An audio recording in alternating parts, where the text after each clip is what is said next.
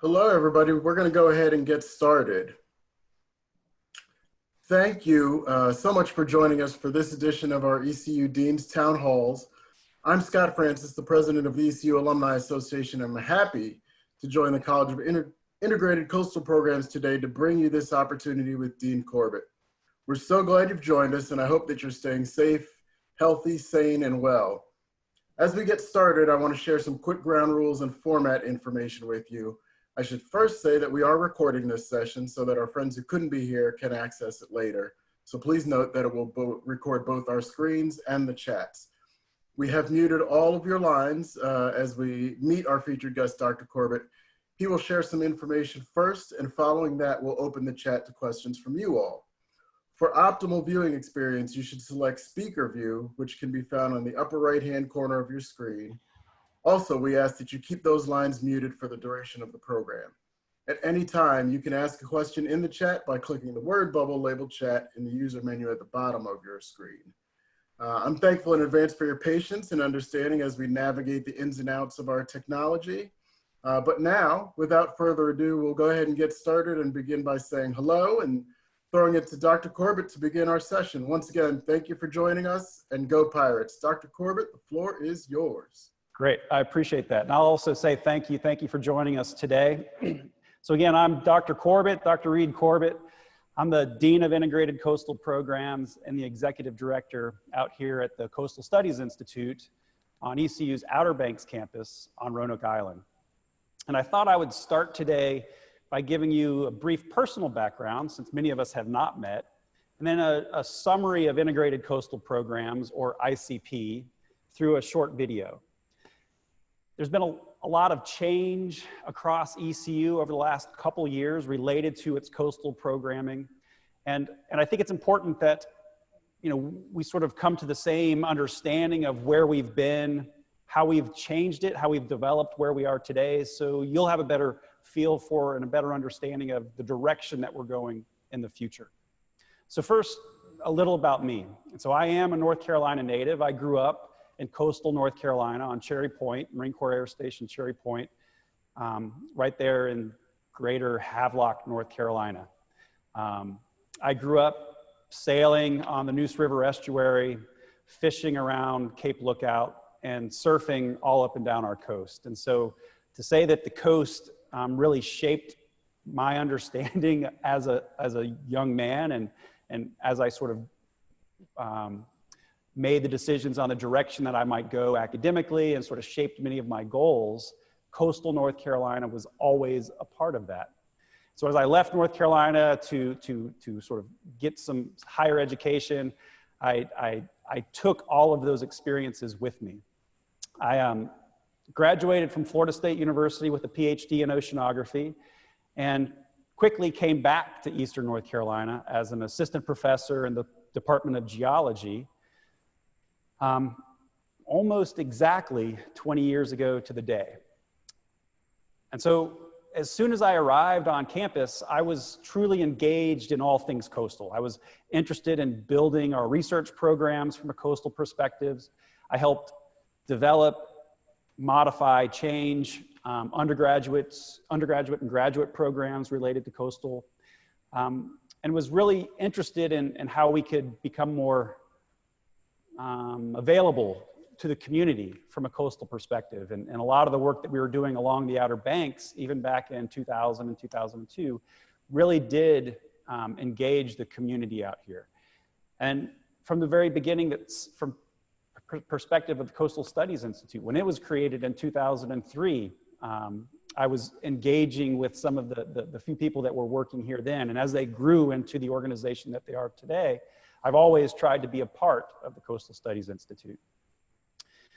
In 2018, ECU brought together a lot of different programs, coastal related programs across campus, and created integrated coastal programs. And I was lucky enough to become the leader of ICP in the September of 2018. And ICP it's a college level academic unit within arts and sciences at ECU. And so it aligns with all of the other colleges with a focus on coastal, which is really interesting for a college level coastal focused program.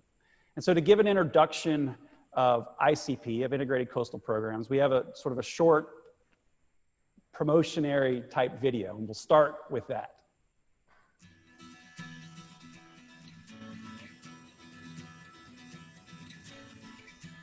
Welcome to the ECU Outer Banks campus, home to ECU Integrated Coastal Programs, the Coastal Studies Institute, and the Department of Coastal Studies.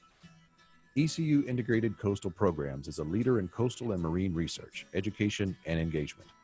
ECU Integrated Coastal Programs brings together scientists and researchers across ECU's campuses and integrates the fields of engineering, health, maritime history, and the social and natural sciences.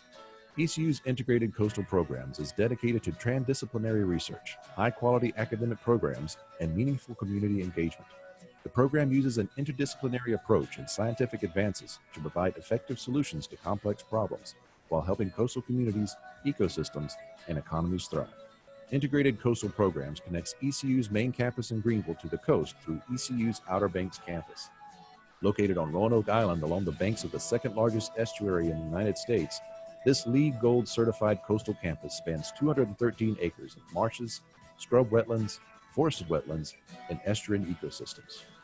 ECU Integrated Coastal Programs is a college-level academic unit within East Carolina University that includes the Coastal Studies Institute, the ECU Department of Coastal Studies, and ECU Diving and Water Safety. The ECU Outer Banks campus is home to the Coastal Studies Institute, a multi-institutional research and educational institute led by East Carolina University in partnership with North Carolina State University, UNC Chapel Hill, UNC Wilmington, and Elizabeth City State University. CSI focuses on integrated coastal research and education programming centered around the needs, issues, and concerns of coastal North Carolinians. CSI research expertise span a variety of coastal disciplines, including coastal dynamics, ecology, biology, economics, environmental geography, social and behavioral sciences, and engineering. Engagement is core to the mission, and CSI has a robust outreach program with staff that are actively engaged with coastal communities through meaningful education offerings for the general public, lifelong learners, and K-12 students and teachers. In addition to the Coastal Studies Institute, ECU's Integrated Coastal Programs also includes the Department of Coastal Studies, an interdisciplinary department of scientific leaders with expertise across the natural and social sciences. Department of Coastal Studies faculty are committed to advancing coastal science and providing solutions to coastal communities through cutting-edge research and engagement. The department offers academic educational opportunities for both undergraduate students through the semester experience at the coast and graduate students engaged in the Integrated Coastal Sciences PhD program, a research-intensive doctoral degree program housed within the department. Robust research, rigorous academics, and meaningful engagement are central to the mission of ECU's Integrated Coastal Programs, and our faculty and staff are dedicated to working with coastal communities to increase resilience and ensure sustainability, now and in the future.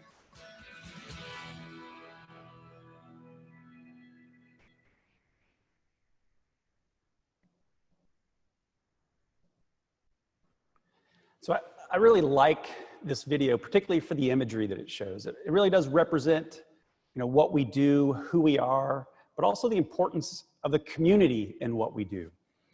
But I understand that the video brings a lot together. So let me just sort of recap a few things of what Integrated Coastal Programs really represents. So first, there's the Department of Coastal Studies.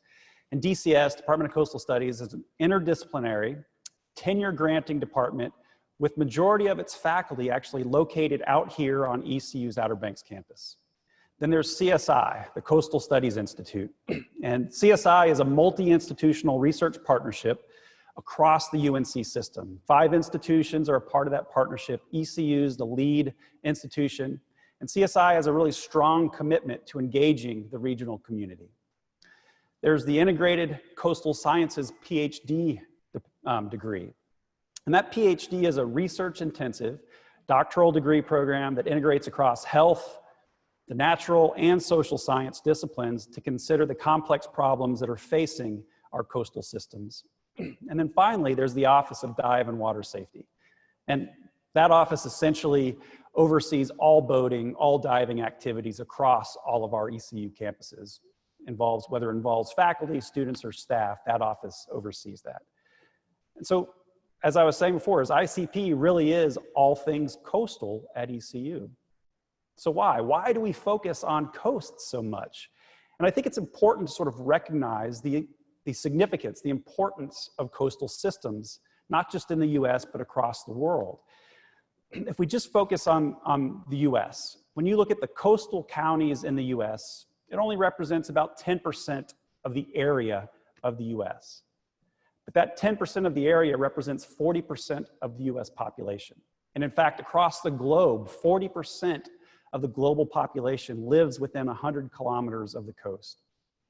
If you look at those coastal counties in the US and consider them a nation on their own, they would be the third largest gross national product in the world, just behind China and the US as a whole. So economically, they're critical, right? So the interesting thing is these coastal systems have some fairly unique challenges, from sunny day flooding to hurricanes, right? We've got 5 tropical systems in the Atlantic right now, to sea level rise and the way that the coastal systems will have to adapt to climate change. So these are fairly unique compared to other locations across this globe. So the coasts sort of represent the front lines of both economic and environmental change. And when looking at the coast, when studying the coast, it requires an interdisciplinary approach to face the challenges. And so that's what we're doing. That's what ECU is doing, is looking at the coast from an interdisciplinary perspective, recognizing the importance that these coastal systems represent across the US, across North Carolina, across the world. And so what are we actually doing? I thought I'd just give a few examples in the 3 typical areas that we focus on: research, academics, and outreach. And so I just want to give a couple of examples, and I'll start with research. So it's hard to select any one thing, but I wanted to make you aware of something that was just awarded to ECU, to the Coastal Studies Institute, from the Department of Energy. And this is being driven by our North Carolina Renewable Ocean Energy Program. Our new director, George Bonner, with his leadership team, Mike Mulia and Lindsay Dubbs. This team was just awarded will be the host site for the Department of Energy's Waves to Water Prize. This is a $2.5 million prize where DOE is trying to get innovators from across the US to develop new instrumentation that essentially harnesses energy from waves to convert seawater to freshwater. Well, CSI, in partnership with Jeanette's Pier and the aquarium system, has been selected as the host site to the final stage in that particular competition. And that's where approximately 5 to 7 competitors will come to the Outer Banks, and we will essentially put their instruments out in the water, and they'll test these instruments in the water, in the environment, for 5 days. And CSI, in partnership with Jeanette's Piers, was selected to host this, ultimately because, we have the experience. We have significant experience in deploying instruments in the ocean. We've got an incredible leadership team, and through the Renewable Ocean Energy Program, we've been able to sort of be recognized for the work that we're doing along the coast relative to ocean energy. And so we're pretty excited about that. The competition takes place in the spring of 2022. And we hope that you will engage with us. You can come out, see some of these, meet the competitors, and look at some of this innovative technology that's being developed that can help, ultimately, coastal systems. From an academic standpoint, one of the things to recognize is that CSI and the Outer Banks campus has really grown from an academic standpoint. Today, we have 10 full-time faculty on the Outer Banks campus. And because of that, we've been able to grow our academic programming out here. Last spring, we initiated the first ever ECU undergraduate semester experience at the coast. This is an opportunity to bring 20, 25 undergrads for a full semester out here, engaged with our faculty, doing really hands-on academic work, not just stuck in a classroom, but getting out in the field, getting out in our backyard, which is the marsh and Croatan Sound. And really, taking the academic and these courses from a very different perspective, from an experiential approach. We'll be doing that again this spring, and we're pretty excited about that. It offers the opportunity for students to come out here, take 15 semester hours of coursework, a full load, but also the opportunity to do an internship with the community, with many of our partners in the community, or doing hands-on research in the lab with our faculty and getting credit for either one of those. And so this is a unique opportunity that ECU is offering because we have a campus now. We have full-time faculty out here on the coast. And then finally, I'll talk about outreach. And there's a lot that we do in the way of engaging our community, engaging with our K through 12 partners. And one of the things that we do every summer is we typically have anywhere from 14 to 17 summer camps. And these typically cater to kids 10 to 15 years old. Well, this past summer, we couldn't do that, unfortunately. And you know, that was a real challenge for us. We really enjoy that kind of engagement, but also for those kids and ultimately students during the summer. And so we wanted to come up with virtual opportunities to engage that same stakeholder.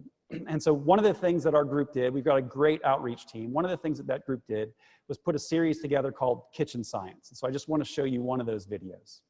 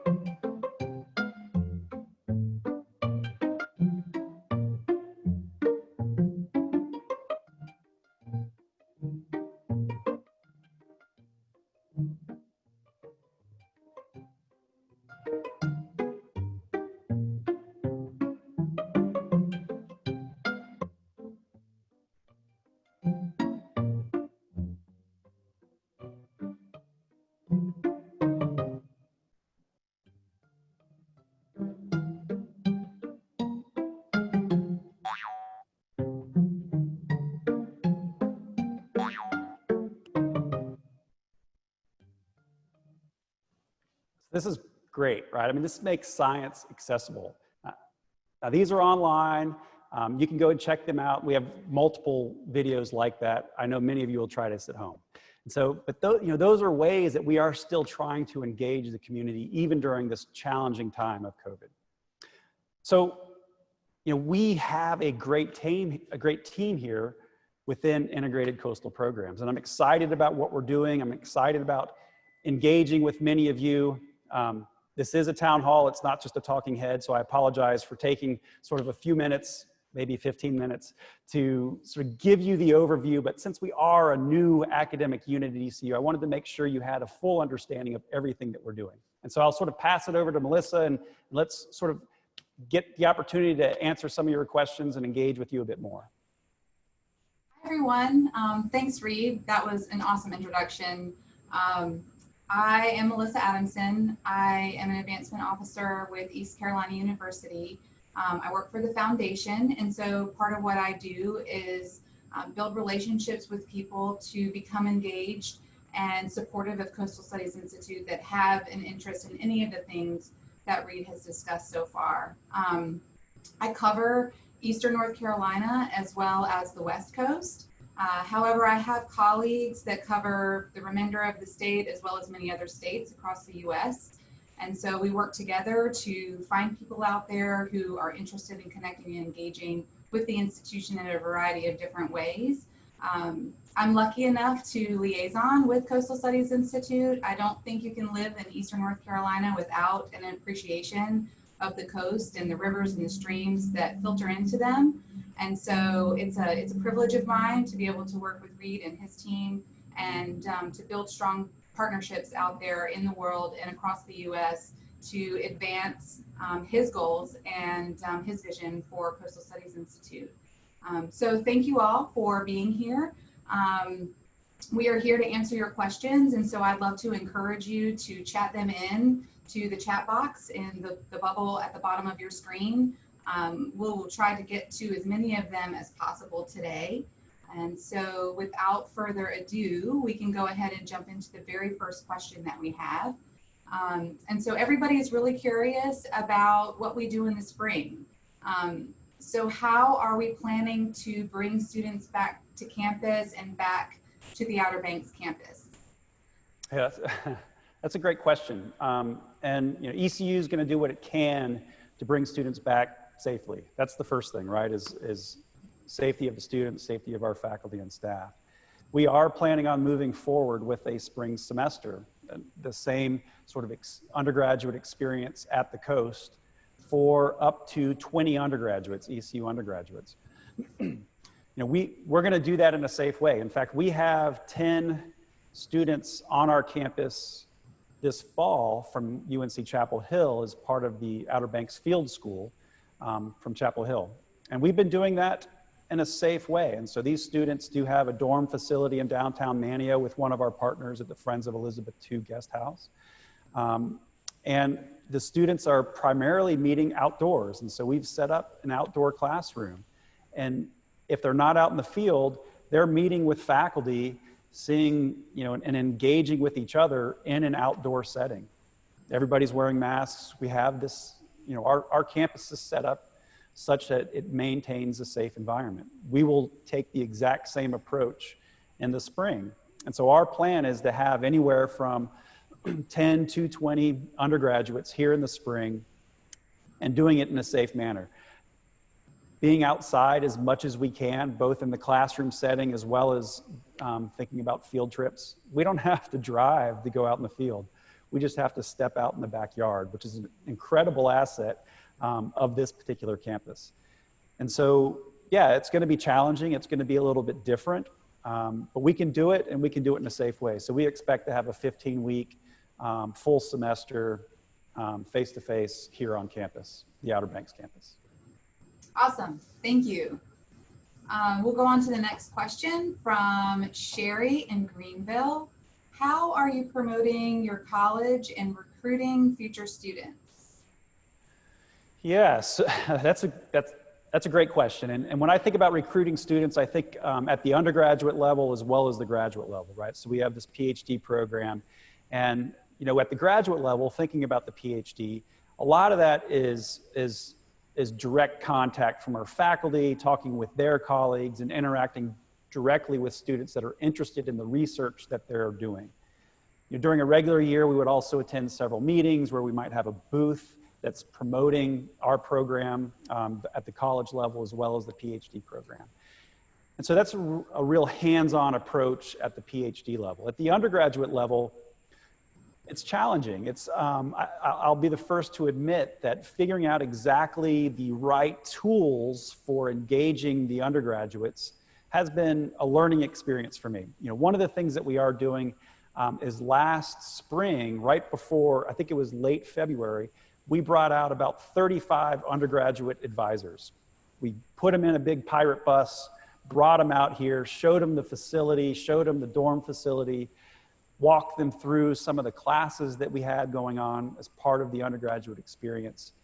And ultimately, they're going to be a great advocate for us. I mean, I think they were amazed at the facility that ECU has out here on Roanoke Island. They were amazed at how the opportunity, the interactive opportunity that students have with our faculty. And so I think it was a real eye-opener for some of those advisors. And so they'll be certainly an advocate for us, as well as the students that were here last spring. Right? They will certainly be advocates of the program. Yes, they had to go online in mid-March, just like every other student in ECU, but they still had the first approximately 8 weeks of that sort of immersed experience out here on the Outer Banks. And one of them said that it was the best learning experience they had had during their entire time at ECU. And this is a senior that said that. And so that really says something to us and what we're doing and what we're building. All of you would be great advocates, reaching out to the different students, the parents that making them aware of this program. I've reached out to a lot of the student organizations through Engage, basically a web portal to the student organizations. And so we've been putting out promotional material through the student organizations. We're also tapping directly into certain classes, right? So classes are online. We've been giving guest lectures at different classes, letting students know about the Outer Banks campus, letting students know about the opportunity to spend a whole semester out here. So those are some of the ways that we're trying to engage the undergraduate community. If you have ideas, I'm certainly open. You'll have my email, you'll have my phone number. I'm definitely interested in other ways that we can reach the undergraduates. It sounds like you are off to a good start in terms of leveraging partnerships, at least with campus partners and students. So, Certainly, yeah, I think so. yeah, thanks for that. Okay, Yep. going on to the next question. Ralph from Greenville wants to know, where do the students live? I think you covered a little bit of this, but maybe you want to elaborate. Sure. While they're out there on the Outer Banks. Yeah, so on our campus itself, we do not have dorm facilities. Right now, we've got a great partnership with the Friends of Elizabeth II Guest House, which is in downtown Manteo. It really is. It's a great place to live. It is a dorm facility. It sort of has 2 rooms with the bathroom in between, so Jack and Jill style. Students can share a room during a typical year, students would share a room, or they could have a room on their own. It's only about 2 miles from campus. And in fact, if you wanted to, you could actually bike, not on the highway, but there are paths from that facility all the way to our campus. It's walkable to downtown Manteo. It's walkable to grocery stores and other places that the students often want to visit. And so it's a great facility. We're certainly open to other partnerships and ways that we can house our students. You know, moving forward, that is one of our challenges, is how we grow our programs in partnership with others to meet the housing needs that we will ultimately have. But right now, it's been working well for, you know, probably as many as 20 to 25 students. As you continue to grow, you'll continue to need more space for these students to stay. Sure. If we're going to get bigger than that, if we're going to grow to 50 students during an academic year, there's really nothing out here that meets that need. And so, you know, those are things that we are looking at, that we're trying to sort of address those challenges now. Yeah. Okay, so we'll move on to the next question. We've got an audience question from Mike. He is interested in learning more about the Wave to Water Prize. It has a huge potential economic impact. And while those are significant, the potential social impacts across the globe are huge. What would be the next steps after this program? Yeah, so the Waves to Water Prize, I think, you know, what's really exciting about this, it really does put us on a national stage, right? This is a DOE-funded program. It is bringing innovators from across the U.S., and it really has set up, you know, weekly, maybe bi-weekly dialogue with players within the Department of Energy. And so this has been a great experience for us. It really does show some national recognition of our North Carolina Renewable Ocean Energy Program. And I think it does demonstrate some of the expansion that we have within that particular program.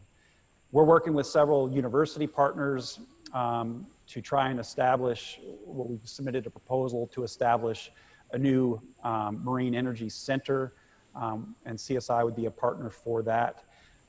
We're looking at ways to grow our national reputation with regard to renewable ocean energy, but also grow our partnership with Jeanette's Pier in the way that we can essentially use that test facility. Again, with that partnership, we do have access to a test facility, an in-water test facility, to expand the opportunities for businesses, universities to come out and test their instruments in partnership with us, in partnership with Jeanette's, actually in the Atlantic, something that they don't have an opportunity to do in many places.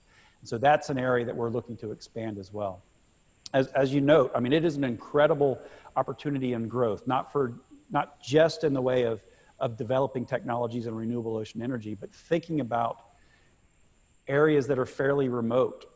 So this particular prize, the Wave to Water Prize, is to develop new technology that could be used in a place like Ocracoke, or, you know, name a remote island, or name a location that doesn't have access to potable water, right, but is on the coast. And so if you can harness waves as an energy source, and you have a water source, which you would have to if you're harnessing waves, right, then you can generate potable water. You could do that after a major storm where there's no electricity, or you can do that in a very remote location where electricity isn't available. And so, you know, these are our partnerships that we're looking at growing. It's an incredible opportunity for us in working with DOE and exposing our community and you know, the partners that we have within our within our community to these innovators. And so we're pretty excited about it, and I think it will lead to bigger things for the Renewable Ocean Energy Program as well as CSI and ECU. Absolutely. All right, so moving on to the next question.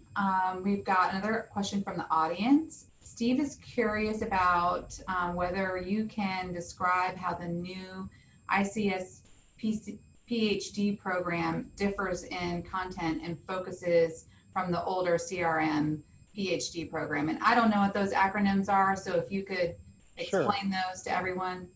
Sure. And so the older program, or the revamped program, was Coastal Resources Management. And CRM, Coastal Resources Management, was the PhD program that we sort of worked within our coastal program since 1999. It was created in 1999. And when ECU was going through many of these changes, the creation of integrated coastal programs, the creation of the Department of Coastal Studies, we really began to focus what we were doing, and we wanted the PhD to track along with that. Another aspect, and another reason we thought about changing that, is because we wanted to include not just the natural and social sciences, but we were thinking about engineering and the health sciences. And so we wanted our PhD to represent all of the work that we were doing within the coastal programs. And so much of the curriculum is similar. There are changes in that we are trying to create interdisciplinary, integrative courses to help students think interdisciplinary. And so not just taking a disciplinary course here in biology versus geology versus a social science, but actually courses that are dedicated to bringing these different disciplines together, tackling a problem from an interdisciplinary perspective. So the curriculum is similar, although it does bring in much more interdisciplinarity into the curriculum, which wasn't present in the previous CRM. The other thing is it's not necessarily just management focused. And so that was one thing that we wanted to still be able to do, was think about management, an interdisciplinary perspective to coastal management. But broaden that a bit so we can actually bring in our engineer colleagues. We can start thinking about the health sciences and sort of branch out beyond resource management. And that's part of why we changed the name and steered the curriculum in a slightly different direction. Great, that's all very exciting to hear. Okay, so we're gonna break up the presentation just a little bit. Again, keep submitting your questions in the chat. But we are going to throw up a poll right now and would love for you guys to participate. You got to take a test. Ahead, answer the questions, and we'll be right back.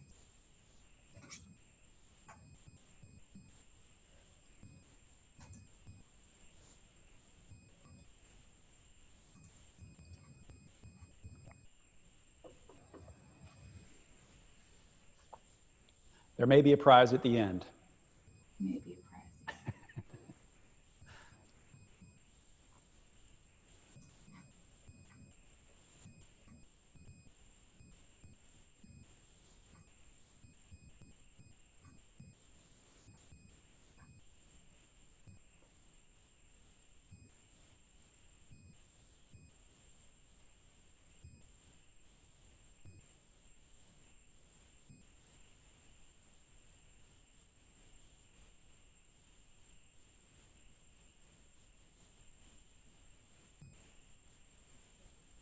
Kendra, you give me a thumbs up when you're ready. Okay. All right, cool. Thank you guys for participating in that. So we've got another question from Mike and Manio. Well, maybe he's not from Manio, but Manio is in the process of updating their 20-year, I'm guessing, strategic plan. Education is an integral part of that plan, and CSI will need to be a partner in that plan. Can you suggest who would be the right point of contact when we engage all key potential partners in that effort? So I guess I need clarification. The right point of contact within our organization, the right point of contact within Manteo. So I'm guessing with CSI. Yeah, so I would certainly be the right person to engage. At least I would be a good point person, and then depending on the direction that that strategic plan is going, I could point you to the right team member within our organization. But certainly get in touch with me direct. From an education standpoint, I mean, clearly College of the Albemarle is a great partner with Dare County as well as with us. You know, we're really interested in working with Dare County schools as well as, you know, the counties surrounding us. And that's something that we've been really proud of from the way of engaging our community beyond Dare County and thinking much broader within the Northeast region. In the way of Manteo, clearly they've been a great partner for us moving in the past, and yeah, we definitely want to work with you moving forward. So yeah, start with me and then I'll point you in the right direction if I'm not the right person. Yes. And we'll be sending out all kinds of communication post this Zoom, so you'll have everybody's contact information, including Reed's. Okay, the next question. We have gotten a lot of questions actually about how people can help. Can you share the top 3 ways that folks can become engaged and involved in CSI or ICP?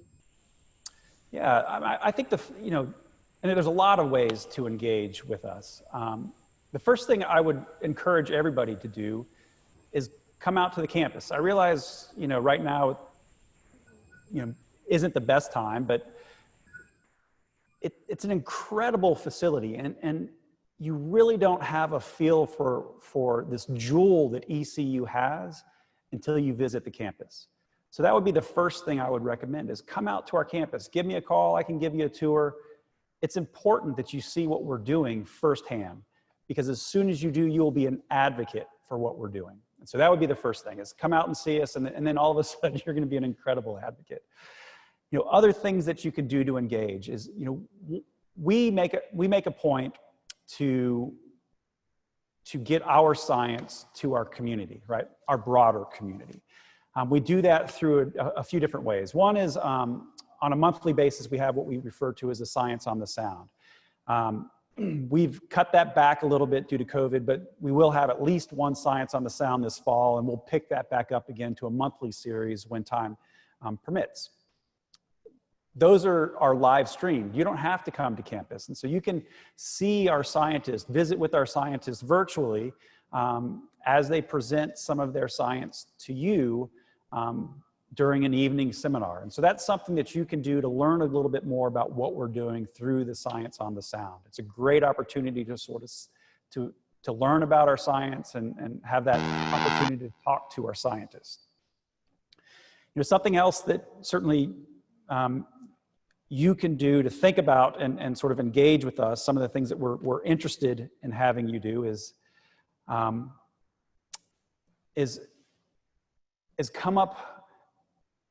to be an advocate. You know, one of the things I mentioned is we are trying to recruit.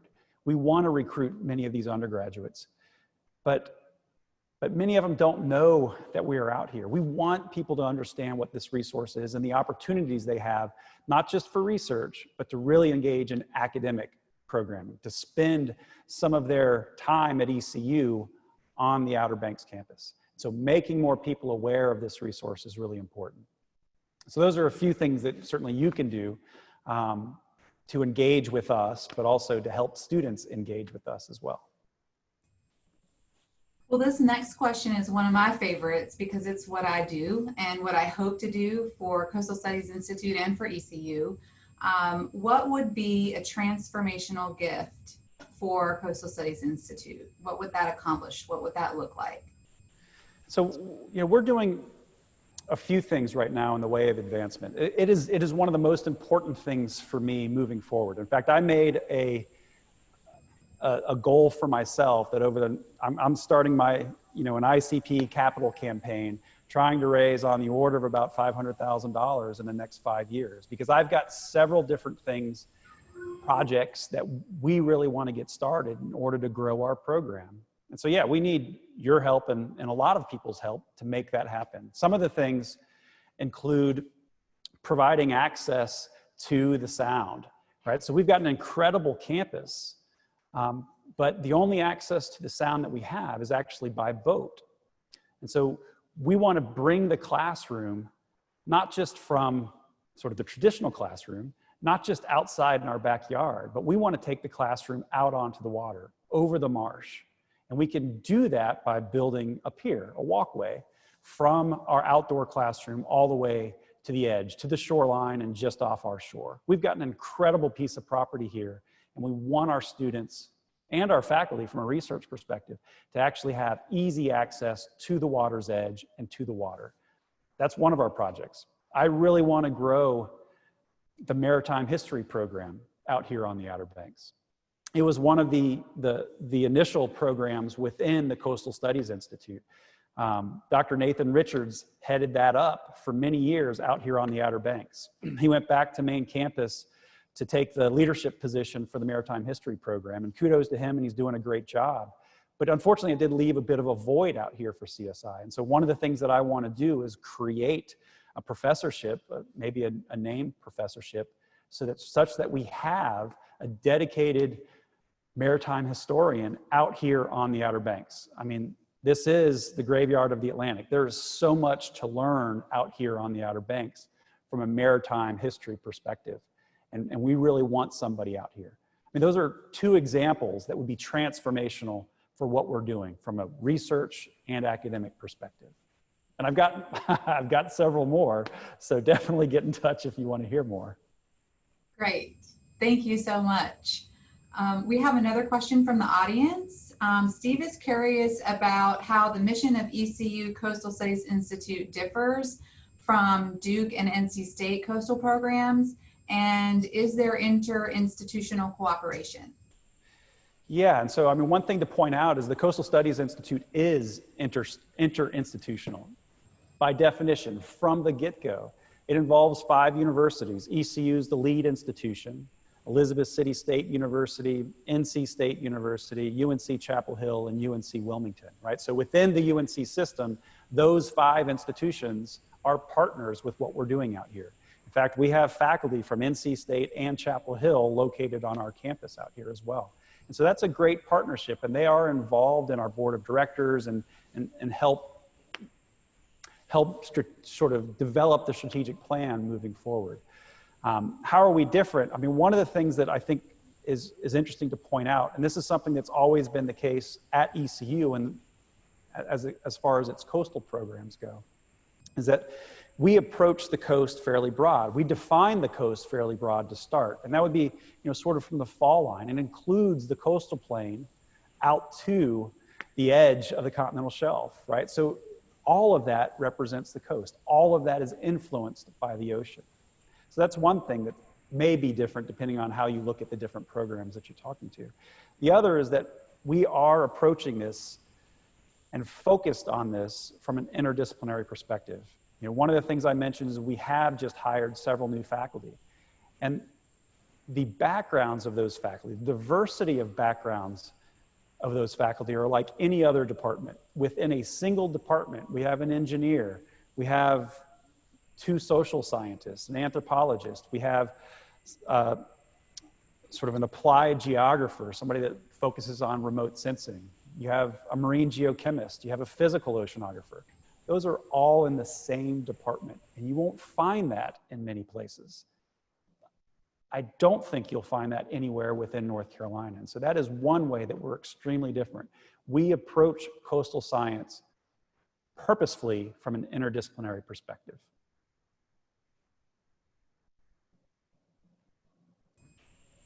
Awesome, thank you.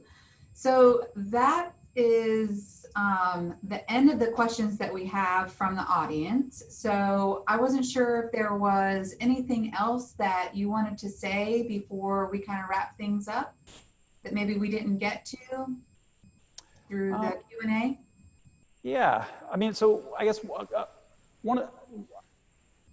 if I've got the floor, I mean, I would certainly take an opportunity to brag about a few things that we have going on, some of our faculty and some of our students. You know, I think it's important to recognize some of our faculty and certainly some of the students in what we're doing. So one of the things and there's a lot of things I could point out. But one thing I was really excited about that happened, or we found out about in the last couple of weeks, is associated with one of our faculty, Dr. Lindsay Dubbs. And Lindsay she's a research associate professor with a split position between Chapel Hill and the Coastal Studies Institute. And she's also the associate director of our North Carolina Renewable Ocean Energy Program. And she's co-director, she's got a lot of hats, co-director of the Outer Banks Field School. Well, Lindsay just found out that she will be the awardee for the 2020 U.S. Clean Energy Education and Empowerment Award that's focused on the education category. And this is a really exciting opportunity. This is head up by DOE with a few other organizations. And this particular award recognizes women in an education-focused organization that has helped increase clean energy literacy. I mean, and Lindsay, there is no better person for an award like this than Lindsay. I'm extremely proud of this. I think she should be extremely proud of this. Lindsay puts everything into the work that she does with her students, with her research, and with the administration that she does, helping lead the Ocean Energy Program. So I was really pleased to hear that she was awarded that. There'll be a virtual ceremony sometime later this year. In fact, I'm not sure I was even supposed to announce it, so keep that between us. Anyway, I was really excited to hear that. If I had to brag on a couple of our students, if I could focus for a minute on a couple of our PhD students, and I think this will come off as demonstrating, some of the great students that we're recruiting. One of our students, this is a first-year PhD student. I believe she's first year. Sam, I'm gonna butcher her last name. I apologize. Farquhar. Sam did a lot of research as an undergraduate, and when COVID sort of hit, she recognized that a lot of our undergraduates didn't necessarily have the same opportunity to do undergraduate research. And so on her own, she engaged ECU's Office of Undergraduate Research in a dialogue to figure out how our PhD students can develop creative ways to provide the opportunity for these undergraduates to have a research experience. For Sam, it was that undergrad research experience that ultimately led to her pursuing a PhD, which is incredible. And we want to have our undergraduates have that kind of opportunity to work with faculty from a research perspective. That's what really provides a spark for doing science, moving forward. Whether you move into a master's or PhD doesn't necessarily matter. It's that spark for the unknown, that spark for taking it a little bit further and understanding the environment. And so the fact that Sam did that on her own, I think, was incredible. And it does sort of show that initiative of our PhD students. Another one of our PhDs, Trace Lane, she is volunteering in a program that many graduate students just started this semester. It's called Grad Pirate Talks. And pirate here does stand for, I've got it written down, I apologize, promoting inclusion through research, action, teaching, and education. This is a graduate student-led effort that is thinking about how students, faculty, staff can engage, come together, and talk about some of these challenging conversations to have in this day and age. Thinking about inclusion, thinking about equity across our system, both in academics, thinking about research, and the graduate students. And so I think it's great that Trace has been involved with this, is leading this initiative. In fact, there's a talk tonight. It's every Tuesday. You can engage in this if you would like. It's every Tuesday evening at 6:30 throughout this entire semester. It's a great program that the graduate students have led, including one of our PhD students. And the last thing I'll say about our PhD students is they graduate and they're sought after. Two of our recent graduates from this past spring, Farisal Bagsit and Eugene Frimpong, were swooped up almost immediately upon graduation. Eugene is at University of Maryland in a postdoc, and Farisal got a faculty position back in her home country of the Philippines almost immediately. What we're doing with these students is meaningful. The interdisciplinary approach to thinking about coastal science is meaningful, and other organizations are seeing that. And our students are being picked up pretty quick. And I think that's great. And I certainly appreciate that. And I'm proud of those students for everything that they're doing. So those are a few of the things. Awesome, thank you. I love hearing you go on about all of the wonderful things that are happening at Coastal Studies Institute. It makes me so happy to hear all of these things that are happening, as well as the many things that you're proud of and the vision that you have for the future. So right now what we're going to do is just quickly share the poll results, and I'll say a few closing remarks, and then Reid, you can take it home for us. Okay. I did hear a rumor before we got started that the person who answered with the most questions correctly might get a CSI mask. That's right.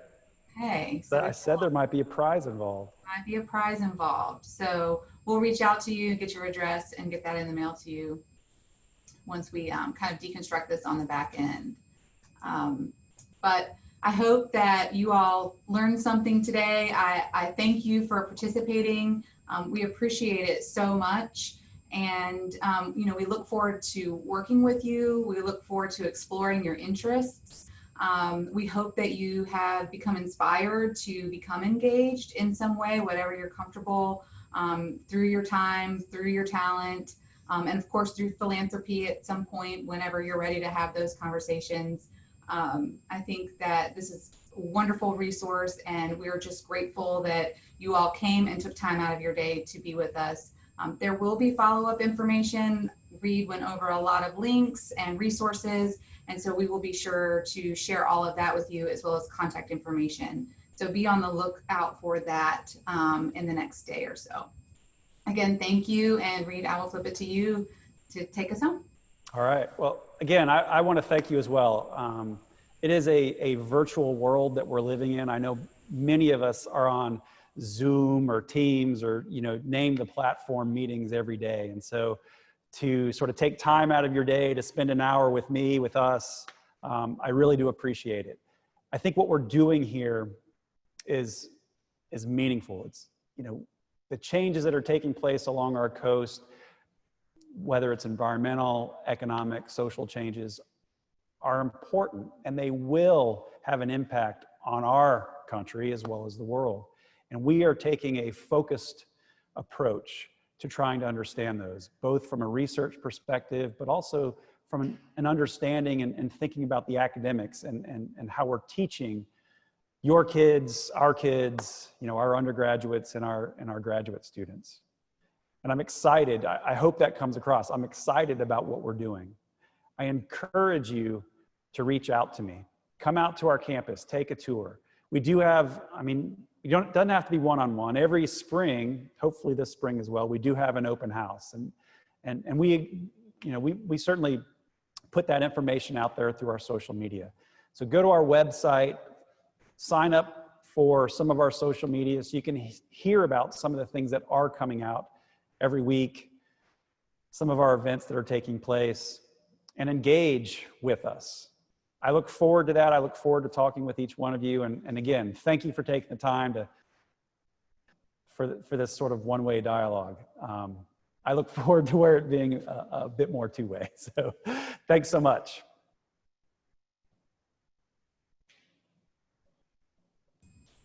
All right. Bye-bye, everyone. All right.